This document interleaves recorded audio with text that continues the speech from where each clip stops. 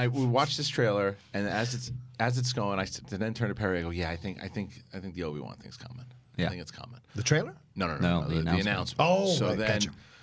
Favreau then says, "Okay, ladies and gentlemen, before we go, Kathleen Kennedy has something very special. I think we're definitely getting it." Yes.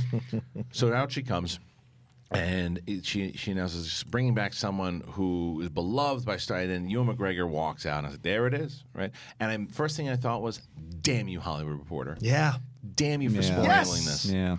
Damn you for spoiling this!" Because I also say that I understand why they did. Right, It's their job. Someone else would have done it if it wasn't them.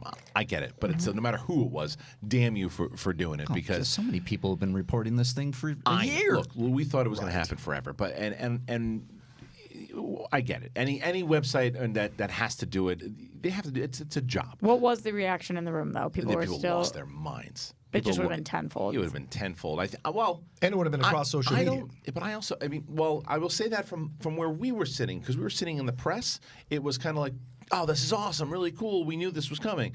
I don't think that general audience knew. I think to them it was a surprise. I think to them they were like, okay, unless like the hardcore Star Wars fans were in there because the buzz was around there and they heard it. But I think people really lost their minds for it, and I really thought it was nice to what Ewan said when he goes, "Ask me," because basically so many people have been asking him for years, "Am I going to be playing Obi-Wan again?" And she asks him, and he says, "Yes." No, he was so happy. He was excited. My thing is, like, I wonder how they got Kathleen Kennedy on board to do it. Really? Yeah, it's just from things that I had heard and things that it's like the movie didn't happen because she was scared about Solo, right? But also I think she thought it was too kind of inside baseball and that people wouldn't want it. You know, so I'm wondering if if because of the TV series and what Favreau and like she's on board with it now. She sees the potential maybe through Mandalorian. I think so, and she's had a good relationship with Ewan McGregor and everything too. So I'm glad that she pulled the trigger on it because it's finally going down. And the thing that was said that I think validated everything that we've been talking about. People were like, "Oh, they didn't even have a script." Fuck yeah, they had a script. She said on top. She goes, "We already have the scripts written, and we start shooting in like February or something." Yeah. It's been in the works forever. Like he didn't just sign that contract last week when they were saying, "Oh, he signed a contract last week." That contract's been signed forever. They are able to get into production now, start filming in February. And I bet you see this a few of the episodes by the end of next year. Yeah. You really think so? Yeah, I think Obi-Wan. I think Obi-Wan will come out next year. Let me ask you. I think 2021. Yeah. It's 2021. expected to begin 2020. That's all they say. So might get footage. Where are they gonna start filming it? Is it gonna be late 2020, early 2020? Like You know what, Roxy might be right because you know what you could do.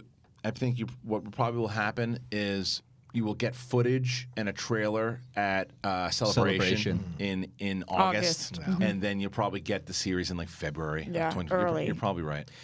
Let me ask you a question. Do you think? Remember, the rumors were that it was going to be a Star Wars story on its own, Kenobi, blah blah, and Lucas was rumored to be location scouting and possibly helping out Little Way. Do you think they adapted the original script to make it longer to turn it into a TV series? Yes. That's what because they adjusted by having it being canceled. Then they just moved it around. Do you think the Boba Fett thing, same thing happened with Mandalorian? Or do you think that was all original? They had a Boba Fett story. They just kind of weaved that. Yes to the first part, no to the second part. I think that Obi-Wan, that script that they had, they were going to announce that movie. That movie was about to get announced, and then things happened. I think with either Rogue One or Solo. I think it was Solo because Ewan McGregor was at the Solo premiere, so they were getting ready. They were getting ready. He's been locked Solo down. That movie was going to happen. Yeah. And then I think because remember the Disney Plus stuff just kind of came like a hurricane, you know. And then he said, "Wait a minute. Now that we have this Disney Plus, let's pull back on the movie because we saw what happened with Solo. And I think that if it was around this time, Solo would have gotten itself a series instead of a movie, which would have been a lot better. That would have been a lot better. I think it's too risky to do that right now. But I think that having that, I still stick by it. I know that people have been against my reasoning for it, but I still think that you have Vader inside of this series. I think it works a lot better. Oh yeah. But anyway, it's happening. It's going to go down, and that is going to be it's either going to debut in 2021 or maybe the end of next year. Either way, we're getting an Obi-Wan series. Crazy. Everybody happy about that? Yeah. Oh, this is the one I've been wanting. Yeah. For real. This has been the longest time coming because we've all been speculating on Jedi Council, Rule of Two, whatever it is, that there is a story there. More so than any other Star Wars story. Like when you compare it to Solo, we're like, what? I don't know. I don't know if I want to see that. The Obi-Wan story has always been intriguing. Yeah, it's usually the people that don't understand the lore all the time. They go, there's Disney not doing anything original with their characters. Yeah, creatively bankrupt. They don't know what to do. This Obi-Wan, there's so much story to tell in between. Right after Revenge of the Sith, leading up to that's 20 years. He's essentially Christ. There is missing years where he goes into the desert and comes back. That's what this correlation is to me constantly. And people constantly write about what happened between when Christ walks into the desert and then came out when he's 31, 32, whatever it is.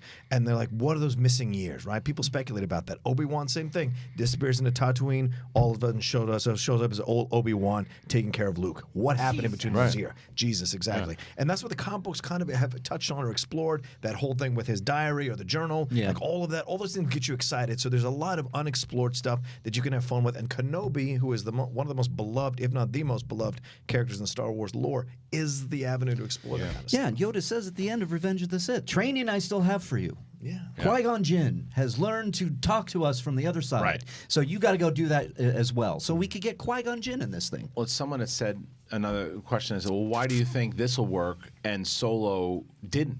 And I said, well, the difference is also you're getting the guy that played young Obi-Wan back. Yeah. If you would have brought, Harrison Ford back as Han Solo in that movie, de-aged him or something, it probably would have worked.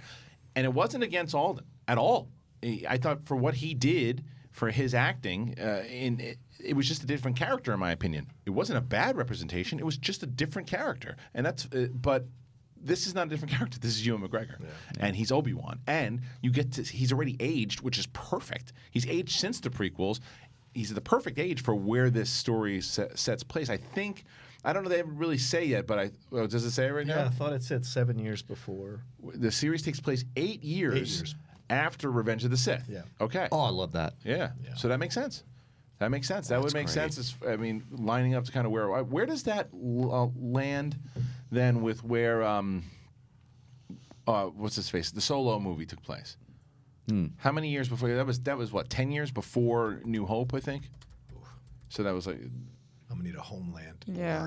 With the red. Yeah, well, that's. Well, I'm just curious because it goes into the argument. I still don't believe that Darth Maul will be in nor should be in this series, but a lot of people think that he should be because they don't. From what they set up in Rebels, that was the first time they've met since. And you don't think so, timeline wise or story wise?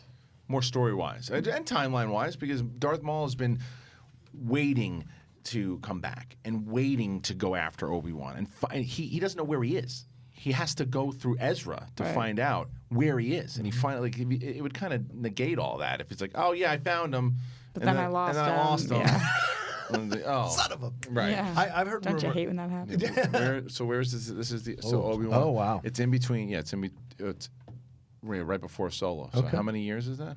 That would make sense. Since he's so much older. Yeah, so look where it takes. So before Rebels, way before Rebels. Oh wow! So Maul could be in this. Maul could, but could be it's better for Vader. Yeah, it's better for Vader. Better it makes for more Vader. sense. It's just Maul. It's like I guess you could do that. Diagram. Yeah, you could do that if you wanted to. If you were like that. That was the last time they met. Him and Maul. What you're looking at here is, and then here, and then they all already seen over. So they're saying that Sunny in Philadelphia memes. Is this saying that Solo takes place both before and after Obi-Wan? Is that what those two lines are? Looks that way. Yes, it does. Well, because remember the beginning of Solo, I guess, is the jump because they jump into time a little bit, right? Yeah. Right. So it's in between those two. Yeah. Okay. Yeah. Can I Anyway. say something about Yeah. that? Sure. I like Star Wars. Thank you. And just I don't know if you guys have actually talked about this before, but if Vader does show up in the Obi-Wan series, does that kind of anything that happened in A New Hope kind of just like okay? No, lessen it. No, it adds to it. Oh, okay. I think it adds to it because I think it adds to Return. I think it adds to Return of the Jedi when he says when he says to him, He's more machine Vader, now? No. When Vader says to Luke, he says, Obi-Wan once thought as you did. what we saw in Revenge of the Sith, we didn't even see that. We never saw how he found out he was alive. Do you think he could be referring to something in a different time period we haven't seen? And people yell at me, of course, he found out he was alive because Episode 4. Yeah, I know. He goes back and he sees him in Episode 4, but he doesn't. That wasn't a reveal to me when he shows up at Episode 4. Like, oh my God, you're alive. It was like, I know that you're this bad dude now. He sensed him. Yeah, and he knows it. I think that. To me, he's on Tatooine. He is shut down. He's just trying to stay low. He's just watching Luke, and then boom, something snaps him out of it. He feels something. It's Vader's home planet, so he feels something, and it snaps him out. He's like, I got to go try to rescue my friend. I got to go try to rescue my friend. And he does, and he realizes, oh no, he's more machine now than man. How great is it too that his apprentice later, Luke, is going to try to do the same thing in Return of the Jedi. They're still good in him, and Obi-Wan's like, nah, listen, I went down that. I once thought that. Right. But now you gotta kill him. That's the only way to do it, and Luke was right the whole time. Because like an epic, because that was all he had is that one thing, letting him burn on Mustafar, and then he's like, nah, you could be dead, but if you make it out of it, we'll see. And I think there's a dramatic scene or a dramatic element about this series about him finding out that it is Darth Vader. Because he thinks, I don't know if this is in canon material, you'll know better than me. Does he think he's dead? And then somewhere on Tatooine, they've kind of stayed away from it. All of a sudden, Darth Vader and this visage of evil walking across the galaxy. I've been yelled at twice. Oh, I've been yelled at more than twice, but I've been yelled at twice about Star Wars for sure. Is that Palpatine's not coming back. Stop talking about it. They're not going to bring Palpatine back to Episode 9. I was told that I said, Obi-Wan, they should make it into a series. It's going to be made into a series. No, never made it into a series. So I'm saying, I think for this particular one, I think Vader will be back. Yeah. That's my prediction on it, but you can yell at me again.